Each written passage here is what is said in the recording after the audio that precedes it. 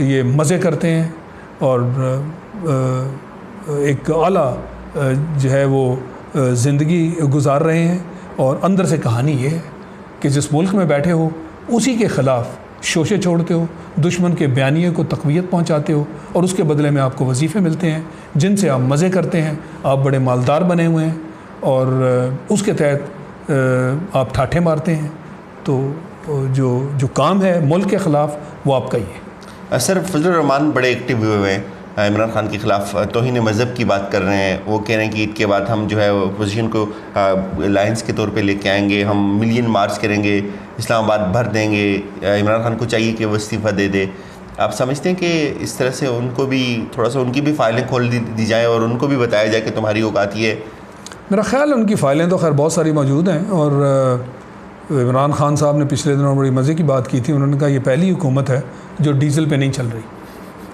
تو بڑا زمانی فکرہ ہے، اور کون نہیں جانتا ڈیزل کا معاملہ. تو بچے سے آپ پوچھ لیں، وہ آپ کو بتا دے گا کہ یہ کس کے ساتھ اس کا تعلق ہے. بہت ساری چیزیں میں سمجھتا ہوں ہیں، اور بالکل یہ فائلیں اب کھلنی چاہیے. وقت آ گیا ہے کہ اگر کچھ لوگ جو ہیں انہوں نے اس حد تک ٹھان لی ہے کہ اس ملک کو نقصان پہنچانا ہے، اور وہ سوچتے ہیں کہ اس میں ان کا مفاد ہے، جبکہ قدرت کا کرشمہ ہے کہ ایسا مفاد آپ کا نہیں ہو سکتا. آپ کے مفادات پورے نہیں ہو سکتے. جو ملک کے ساتھ غداری کرے، بے ایمانی کرے، وہ سمجھتا ہے کہ اس کے بدلے میں مجھے میرے مفادات جو ہے وہ پورے ہوں گے. ایسا ہو نہیں سکتا. یہ قدرت کا کاروبار ہے، مگر یہ ایمان کی کمی ہے. یہ علیحدہ بات ہے کہ ہم مذہب کے نام پہ دنیا کے سامنے ایک چیمپئن بنتے ہیں کہ جناب بہت بڑے ہم رہنما ہیں، اور بہت سارے ادارے ہیں، مذہبی مدارس ہیں جو ہم چلا رہے ہیں. تو یہ ایک منافقت ہے کہ آپ کی کارکردگی میں قول اور فعل میں اتنا تضاد ہے کہ ایک عام آدمی جو ہے اس کو آپ بیوقوف بنانے کے لیے نہ جانے کیا نت نئے طریقے جو ہیں وہ اختیار کرتے ہیں. میں سمجھتا ہوں کہ وقت آ گیا ہے، اور باقاعدہ ان کو بے نقاب ہونا چاہیے. قوم کے سامنے ایسے لوگوں کا شجرہ جو ہے وہ دکھانا چاہیے، اور جہاں تک ان کے یہ ارادے ہیں، میں نہیں سمجھتا اس ارادے میں، ایسے ارادوں میں وہ کامیاب ہو سکیں گے. پہلا جو ارادہ تھا وہ تو بری طرح ناکام ہو گیا. یعنی وہ سوچ بھی نہیں سکتے تھے. 100% جو ٹی وی پہ بات چیت ہو رہی تھی وہ یہی تھی کہ جناب یہ دیکھیے ہماری اسٹرینتھ، اس کو کوئی ہلا سکتا ہے؟ نعوذ باللہ. وہ کون تھا وہ جو ہم بات کرتے ہیں، جو بول رہا تھا خدا کے لہجے میں، یہ وقت کس کی رونق پہ خاک ڈال گیا.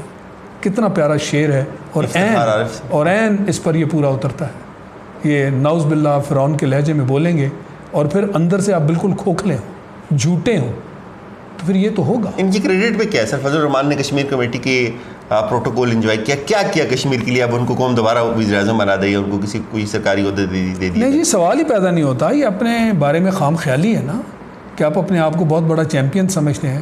اپنے حلقے میں آپ مسترد آپ کی جو اصلیت ہے وہ یہی ہے کہ حلقے کی ایک سیٹ آپ نہیں جیت سکے. کیا اس سے آپ کا دماغ درست ہونا چاہیے تھا یا نہیں؟ پر یہ ہدایت جو ہے یہ بھی تو اللہ دیتا ہے نا، اور جس کو اللہ ہدایت نہ دے وہ مزید رسوا ہوتا ہے، اس کو ہدایت نہیں مل سکتی.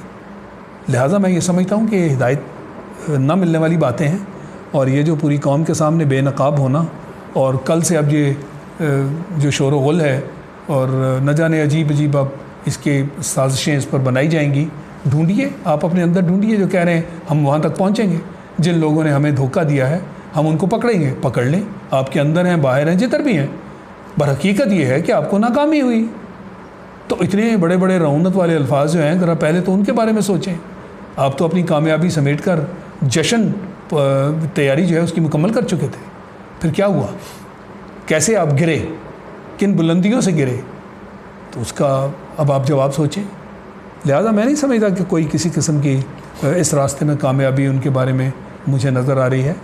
آپ حقیقت اور سچ سے بہت دور ہیں، اور بلکہ اس کے بالکل الٹ جو آپ کی منصوبہ بندی ہے وہ ہے، اور اس کے الٹ آپ کام کر رہے ہیں.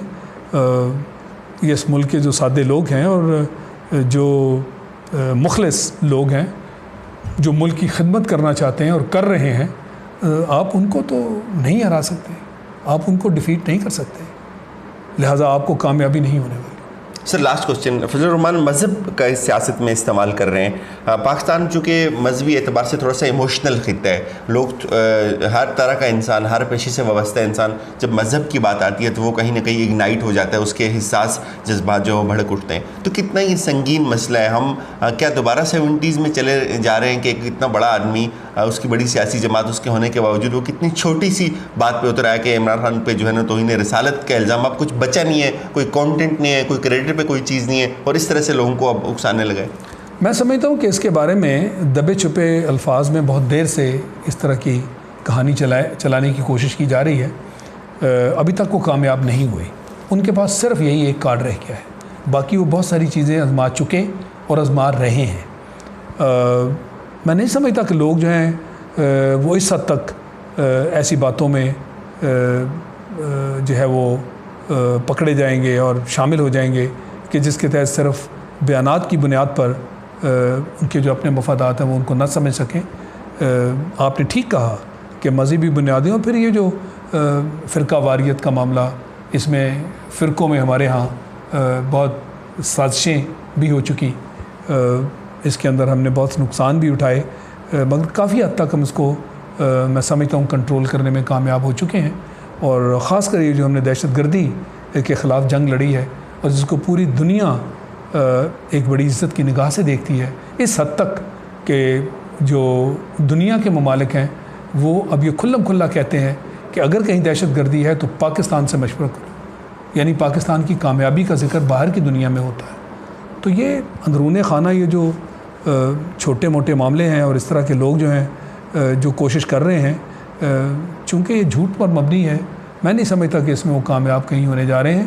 اور حکومت سے میری استدعا ہوگی بڑے ادب کے ساتھ کہ وہ اپنی کارکردگی پر دھیان دیں. عمران صاحب جو ہیں وہ یہ باتیں کرنی بند کر دیں، یہ نعرے لگانے بند کر دیں کہ این آر او چاہتے ہیں نہیں دوں گا، جیلوں میں ڈالوں گا، قید کر دوں گا. یہ کام حکومت کا نہیں ہے، یہ کام ادارے ہیں، اور ادارے آپ خود کہتے ہیں آزاد اور خود مختار ہیں، نیب ہے، عدلیہ ہے، ان کو کام کرنے دیں. اور وہ کہتے ہوئے اچھے لگتے ہیں، بلکہ وہاں پہ بھی ہم یہی بات کرتے ہیں کہ جج صاحبان جو ہیں وہ اپنی زبان سے نہیں بولا کرتے، ان کے فیصلے بولا کرتے ہیں. ان کے فیصلے جو ہیں ان کو آنے دیں. آپ صرف یہ انشور کریں کہ یہ جو کارروائی آپ کر رہے ہیں یہ غیر متنازع کارروائی ہونی چاہیے. اس کے اندر یہ کبھی بھی شک نہیں آنا چاہیے کہ یہ برابری کی بنیاد پر نہیں ہو رہی. اور اگر اس کے اندر بھی کوئی اس طرح کے شکوک جو ہیں وہ سامنے آئیں، جیسے ابھی عام طور پہ بات کی جاتی ہے کہ جو احتساب والا معاملہ ہے کیا وہ ایک جیسا ہو رہا ہے، اس میں کچھ لوگوں کے تحفظات ہیں، ان کو ختم کرنا چاہیے.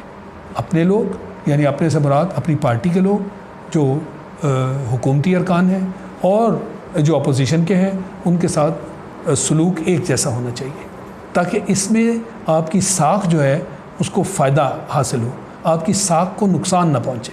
اسی طرح اداروں کی جو ساکھ ہے ان کو بھی کان رہنا چاہیے. تو آپ اپنی کارکردگی کی طرف دھیان دیں، اور جو لوگوں کو آپ کی کارکردگی نظر آنی شروع ہو جائے گی، یہ خود بخود اس طرح کے بیانات اپنی موت خود مر جائیں گے. تو اپنی جو کارکردگی ہے اس کی طرف آپ دھیان دیں. حکومت کی میں بات کرتا ہوں، ادارے جو ہیں ان کا کام کرنے دیں، اور یہ برابری کی بنیاد پر سارے کام ہونے چاہیے. میں سمجھتا ہوں یہی ہماری کامیابی کا راز ہے، اور یہی اس حکومت کی کامیابی کا راز ہے. تو حکومت کو اس طرف دھیان دینا چاہیے اور اپنی طاقت اس طرح کے نعروں اور بیانات پر ضائع نہیں کرنی چاہیے. سر اس پہ کمنٹ کر دیں جاتے جاتے. فضل الرحمان اس طرح کی اشتعال انگیزی پھیلا رہے ہیں، کیا حکومت کو نہیں چاہیے کہ ان کو بھی گرفتار کر لیا جائے؟ دیکھیں، جیسے میں نے کہا کہ اب جیسے بیانات وہ کھلم کھلا اس طرح کے دے رہے ہیں، اور اس سے پہلے ہم نے کچھ بات ان کی بھی کی. وہ جو چادر پوش چکرئی صاحب ہیں، انہوں نے بھی بڑے نام لے کر اس طرح کے بیانات دیے. میرا خیال ہے کہ یہ کام جو ہے یہ عدالتوں کو کرنا چاہیے.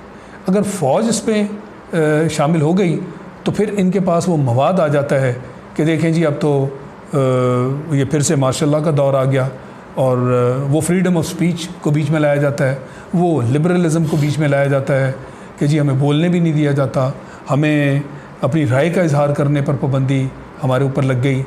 تو میرا خیال ہے یہ عدالتوں کا کام ہے, اور عدالتوں کو تو ہر ایک کا تحفظ کرنا ہے, تو انہیں سامنے آنا چاہیے. ISI والا معاملہ, فوج والا معاملہ, پھر وہ مسنگ پرسنز کا قصہ آ جاتا ہے. اصل میں طریقہ تو پھر یہی ہے کہ ایسے لوگوں کو عدالتوں کے ذریعے جو ہے نا تھوڑا عدالتوں کے ذریعے یہ کام ہونا چاہیے. اور جب ہم کہتے ہیں کہ آپ فوج کے بارے میں اور جو ہے جج صاحبان کے بارے میں اس طرح کے بیانات نہیں دیں, یہ آپ کے آئین میں آپ کو پروٹیکشن حاصل ہے, اور اس کے باوجود اگر یہ ہوتا ہے تو پھر آئین کی خلاف ورزی ہے نا. عدالتوں کو اس طرح دھیان دینا چاہیے, اور انہیں چاہیے کہ کھلم کھلا ایسے لوگوں کو وہ طلب کریں, اور 2-3 لوگوں کو اس طرح کی اگر سزائیں مل گئیں یہ خود بخود معاملہ ٹھپ ہو جائے گا, تو انہیں سامنے آنا چاہیے. بہت بہت شکریہ سر.